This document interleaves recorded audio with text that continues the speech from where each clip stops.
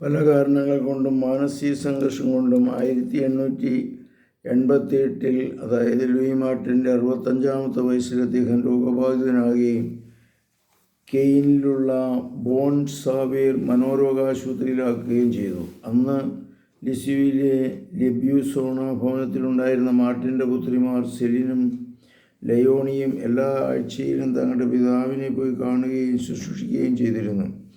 68-ാമത്തെ വയസ്സിൽ മസ്തിഷ്കാഘാതം അദ്ദേഹത്തിനുണ്ടാവുകയും ശരീരത്തിൻ്റെ ഒരു ഭാഗം തളരുകയും ചെയ്തു. പിന്നീട് അദ്ദേഹം സെലിയുടെ സഹോദരൻ ഇസിദോർ ഗ്വരിൻ്റെ എവറോയിലുള്ള വേനൽക്കാല വസതിയിലേക്ക് കൊണ്ടുവരികയും മകൾ സെലിൻ്റെ പരിചരണത്തിന് വേണ്ട ശുശ്രൂഷ ചെയ്യുകയും ചെയ്തു. 1892 അദ്ദേഹം ലിസ്യൂവിലേക്ക് തിരിച്ചു വന്നത്. ആ കാലഘട്ടത്തെ അനുസ്മരിച്ചുകൊണ്ട് കൊച്ചുത്രേസ്യ ചേച്ചിക്ക് എഴുതി, അപ്പച്ചൻ്റെ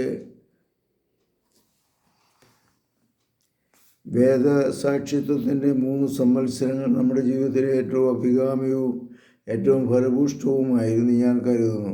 പുണ്യവാന്മാരുടെ സകല പാരവശ്യങ്ങൾക്കോ വെളിപാടുകൾക്കോ പകരം അവ ഞാൻ വെച്ചുമാറുകയില്ല. അമൂല്യമായ ആ നിധിയെക്കുറിച്ച് ചിന്തിക്കുവാൻ എനിക്ക് ഹൃദയം കൃതജ്ഞതാഭരിതമാകുന്നു. സ്വർഗ സദസ്സിലെ മാലാഖമാരിൽ പാവനമായ ഒരുതരം അസൂയ അവ ജനിപ്പിക്കുന്നുണ്ടായിരിക്കണം.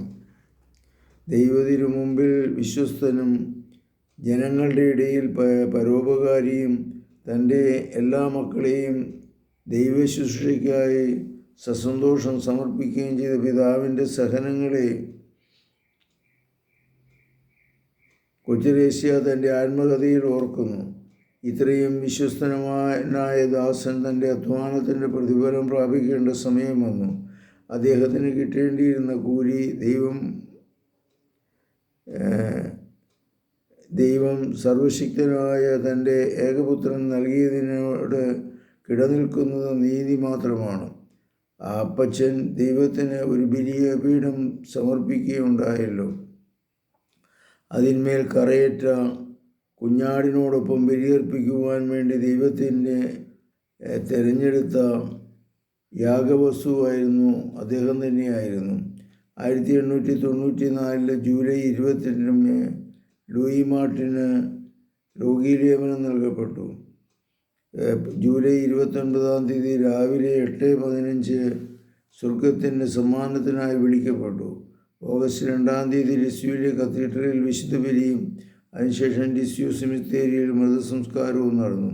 പിതാവിൻ്റെ മരണശേഷം അദ്ദേഹത്തെ പരിചരിച്ചിരുന്ന കൊച്ചുത്രേസ്യയുടെ ചേച്ചി സെലിൻ സെപ്റ്റംബർ 14 കർമ്മലമഠത്തിൽ പ്രവേശിച്ചു.